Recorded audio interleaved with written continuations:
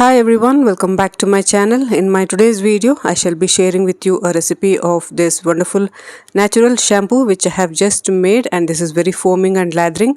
I have made use of all natural ingredients which is very easily available, and this is very good for all hair types.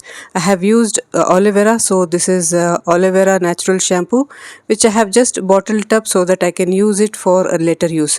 A little bit of shampoo goes a long way, and if you have somebody who is suffering from hair fall, dandruff and dry hair, then this shampoo works wonders for all those hair problems. And this is very easy to make, and if you want to know how to make this natural shampoo, please continue watching.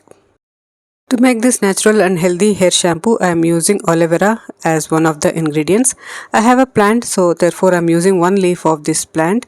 I will be using a thick and a pulpy leaf so that I can take out the maximum of this pulp and use it in the shampoo. One leaf is enough to make 1 liter of the shampoo.